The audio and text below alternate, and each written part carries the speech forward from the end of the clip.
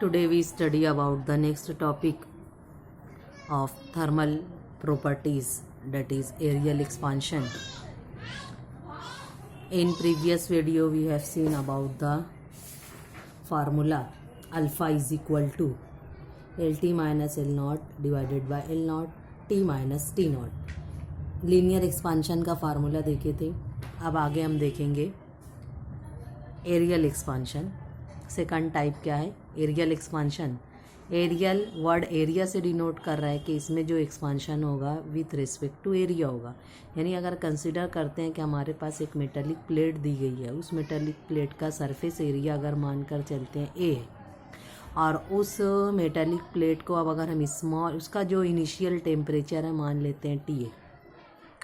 Initial temperature क्या है उसका? T not.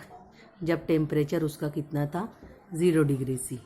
यानी अगर उसका टेम्परेचर 0 डिग्री सी है तो उसका एरिया टेम्परेचर हम कंसिडर करेंगे कि टी नॉट है. यानी अगर एक प्लेट कंसिडर करें और उस प्लेट का एरिया कितना है? कैपिटल ए, और उसमें हम स्मॉल अमाउंट का टेम्परेचर अगर इसको इंक्रीज़ करते हैं तो स्मॉल अमाउंट के टेम्परेचर को हम डिनोट करते हैं किससे? डेल्टा टी से. डेल्टा टी अमाउंट का टेम्परेचर अगर उसको प्रोवाइड करेंगे तो इसके टेम्परेचर में फ्रैक्शनल चेंज आएगा. वो फ्रैक्शनल चेंज जो होगा, यानी फ्रैक्शनल चेंज किसको बोलेंगे कि यानी इसका जो एरिया है वो बढ़ जाएगा, क्योंकि मॉलिक्यूल जो है वो क्या करेंगे? हीट एनर्जी को गेन करेंगे, और हीट एनर्जी गेन करने के बाद उसमें क्या होगा? एक्सपांशन होगा, और उस एक्सपांशन को रिप्रेजेंट किया जाएगा किससे? Change in area per unit area. यानी टेम्परेचर देने पर उसका जो एरिया में इंक्रीज़ हुआ, टोटल एरिया था उसका ए, लेकिन जो स्मॉल अमाउंट का एरिया बढ़ा वो उसका कितना हो गया?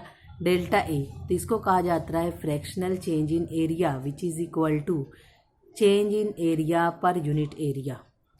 अब यहाँ पर हम निकालेंगे क्या कि एरियल एक्सपांशन है क्या. तो उसको डिफाइन किया जाएगा कि the increase delta A in the surface area of heating is called as the aerial expansion और superficial expansion.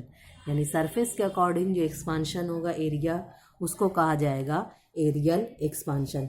तब अगर हम एक सब्सटेंस या मटेरियल लेते हैं, उसका प्लेट एरिया कितना है? ए, और उसका टेम्परेचर इंक्रीज़ किए डेल्टा टी, तो इसको डिनोट करेंगे हम किस तरीके से?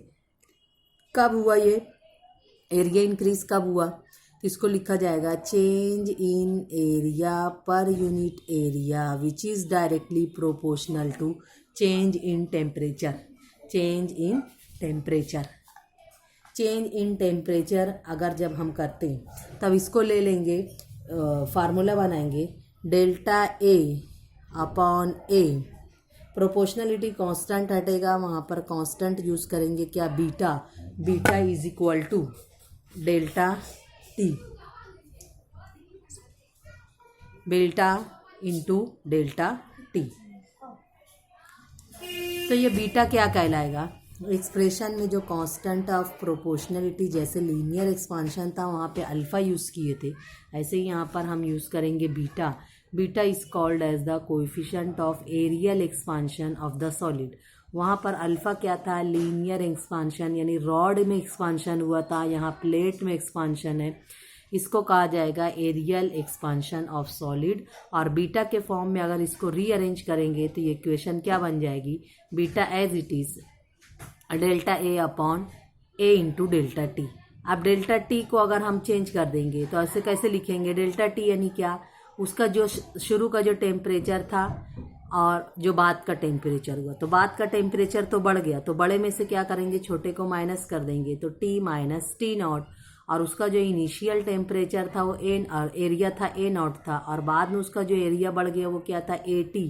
तो उसको लिखेंगे चेंज इन एरिया को लिखेंगे ए टी माइनस ए नॉट, और चेंज इन टेम्परेचर को लिखेंगे टी माइनस टी नॉट. तो इस तरीके से हम फार्मूला बनाएंगे कि beta is equal to A T minus A naught divided by A naught into T minus T naught. तो इस तरीके से हमारा ये फार्मूला आ जाएगा. अब फार्मूले में एक एक टर्म को डिफाइन कर देते हैं कि ए नॉट क्या है? Area of plate at 0 degree C. A T क्या था, यानी जब हम हीट दे दिए तो area of plate when heated to T degree C, कुछ अमाउंट की हीट दिए, टेम्परेचर इंक्रीज हो गया, एरिया बढ़ा, एरिया कितना हो गया ए टी। जब हीट नहीं दिए थे, जब उसका टेम्परेचर कितना था टी नॉट, यानी 0 डिग्री सी पे इनिशियल टेम्परेचर, और जब उसको टेम्परेचर बढ़ा दिए तो ये क्या बन गया उसका फाइनल टेम्परेचर। और चेंज इन एरिया को हम लिखेंगे ए टी माइनस ए नॉट, और चेंज इन टेम्परेचर को लिखेंगे टी माइनस टी नॉट। अब यहाँ पर केस कंसीडर करेंगे कि अगर इस प्लेट का एरिया इनिशियल हम कंसीडर कर लेते हैं कितना है 1 मीटर स्क्वायर, और उसका जो चेंज टेम्परेचर का आया, यानी हम टेम्परेचर का जो इंक्रीमेंट किए कितना हुआ 1 डिग्री सी तक किए, तो यहाँ पे फार्मूले में रख देंगे तो ये वैल्यू कितनी हो जाएगी 1, ये वैल्यू कितनी हो जाएगी 1, एरिया कितना हो जाएगा इनिशियल उसका कितना हो जाएगा 1, तो बीटा की वैल्यू कितने के बराबर हो जाएगी, beta is equal to A T minus A naught. ये क्या रहेगा, न्यूमेरिकल फार्मूला बन जाएगा कि beta is equal to A T minus E naught के इक्वल आ जाएगा। तो हम ये तो न्यूमेरिकली कंसीडर कर दिया। अब इसको जो बना तो इस फार्मूले को हम डिफाइन करेंगे। किस तरीके से डिफाइन करेंगे कि coefficient of areal expansion of a solid is defined as the increase in area per unit original area at 0 degree C for 1 degree rise in temperature. अब यहाँ पर बीटा की ये तो डेफिनेशन हो गई। अब अगले हम पूछेंगे कि यूनिट ऑफ बीटा क्या है, तो यूनिट ऑफ बीटा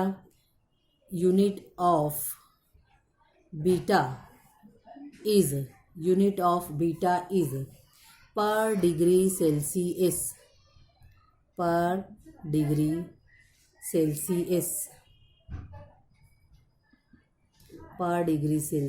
और पर केल्विन, डिग्री सेल्सियस और पर केल्विन। तो ऐसे ही हम बताएंगे कि इन केस अगर अल्फ़ा और beta also does not very much with temperature, जाहिर सी बात है रॉड है, रॉड का लेंथ बहुत ज़्यादा नहीं बढ़ेगी। प्लेट है, जैसे अगर रॉड लिए रॉड की लेंथ नहीं बढ़ेगी बहुत ज़्यादा कि नहीं अपने को वाजे से दिखाई दे। प्लेट है, प्लेट का एरिया से बहुत बड़ा नहीं हो जाएगा कि ये बहुत ज़्यादा चेंज नहीं होता है। इसलिए क्या किया जाता है कि if A1 is the area of metallic plate and T1 degree C and A2 is the area of higher temperature, तो यही फार्मूले को किस तरीके से लिखा जाता है, beta is equal to A2 minus A1 divided by A1 T2 minus T1। इस तरीके से इस फार्मूले को लिखा जाता है। तो ये क्या था, एरियल एक्सपांशन। ऐसे ही हम आगे देखेंगे क्या, वॉल्यूम एक्सपांशन। तो एरियल एक्सपांशन का फार्मूला याद रखना, beta is equal to A2 minus A1 divided by A1 T2 minus T1।